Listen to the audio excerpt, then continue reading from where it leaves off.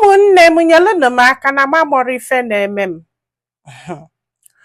Ọfụgwa kesemụna na ya mụrụ ife na-eme ya na ka a na-agwa anyị ihe a kịta na ya nọ Germany, na ya na-agba ka mba arụ, na ya malụ mma nwoke zuo ife eji nwoke eme na sinsi ụwa ya na ya na-agba mbọ mana o nwere ife na-eme na ndụ ya na ọ kazi njọ na nke ikpeazụ anụwa na ya ga-kịta ebido something na-eme ya ọ na-aga.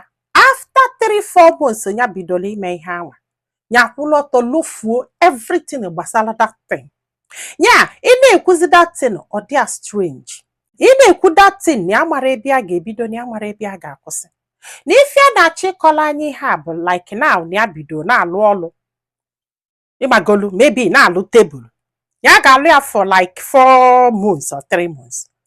One day ya bịa ọlụ na ya gara ama ebe ukwu tebụl na-adụ, na ya ma mma ebe tọpụ na-adụ, na ya ma mma dịka esi akpụchi osisi ma ya fọzialụ etu the thing si eme ya. Nọgide bido skuulu ka nọkịta ja ebe ya nọ na ya bidolu language school, ya na-eme ọfụma, ticha na-etu. After 3 months ya bata na klaasị na ya mara ife a na-akọ, fakọlugbogo fakọlugbede na ya mara ife a na-akọ, ticha na-asị what is going on, na ya mara not that thing na-eme na ya ma ọkwa ife amelo na ya mụrụ ife ame sim the same thing na nwaanyị na ya ga-akịta afọ nwaanyị anya love ya ejekwubie ya ebido gwabie okwu gwasị anyị okwu okwelufe exchange nọmba.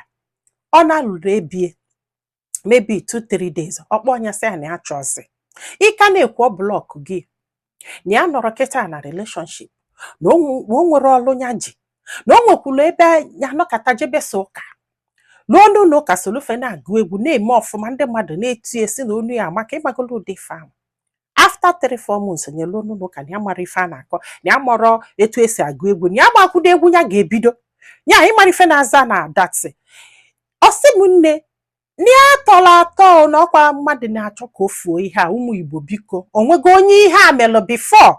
Ọ bụrụ na ihe emego gị ka esi tritie, ọ bụrụ na ifugo onye o melụ ka o si wee tritie, biko si gbatalụ ya ọsọ enyemaka na ya tọrọ atọ na ya na obodo oyibo na ya ga-ekịta emegheligide ife a sikwa obodo oyibo nwa nata, maka na o nwere nke kwelie njidete nka na abụ na ya ghara amasị ebe ya nọ, na ya ma mmazi ife ya na-eme ya dị confused, totally confused.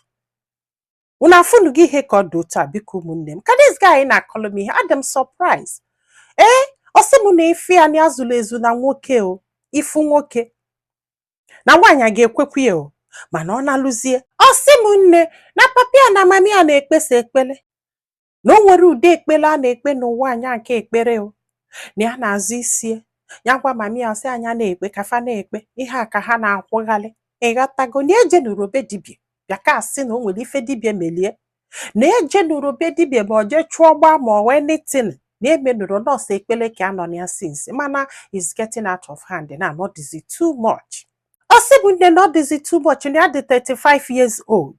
Ịghọtago na ya bụrụzi ụmụaka, na ya mara ife na-eme, na ọ bụrụ na ya mara ife a na-eme o, maka na ife ọbụla bịalụ na ndụ ya na ya ga-etinye isi na-eme ya na-etu ya na-akọ maka ya. Ịmagolo ebidoro ekwube maka etu ya si eme ọfụma, one day na ya ga-apụta everything apụọ n'isi na ya ma mma ebe dịtị. Ndị mmadụ a na-asịzi what is going on, ndị mmadụ a na-enezi anya a na-ene oke ịgbagolo ụdị ife anwa.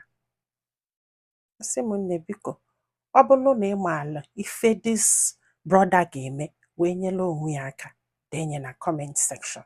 Ọ bụkwanụ na ịma ndị nwunye na comment section nọ ife ị ga-agwa ya n'ọnụ.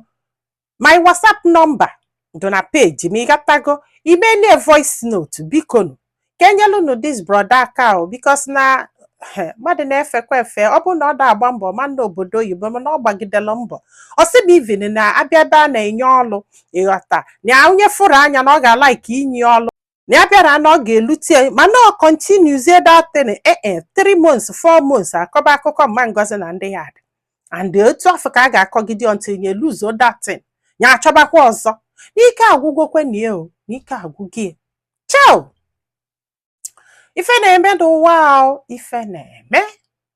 So nwanne m, ọ bụrụ na ị ga-esi ozi a gwa anyị filo na comment section, maka na ọ ga-enyelu nwanne anyị nwoke aka iji ma ife ọ ga-eme, ma nyekwazialụ m aka tụsa ozi a ka oluo ndị ọzọ ntị. Ndị be anyị Daalụnụ, ka ọ dị n'ụbọchị ọzọ.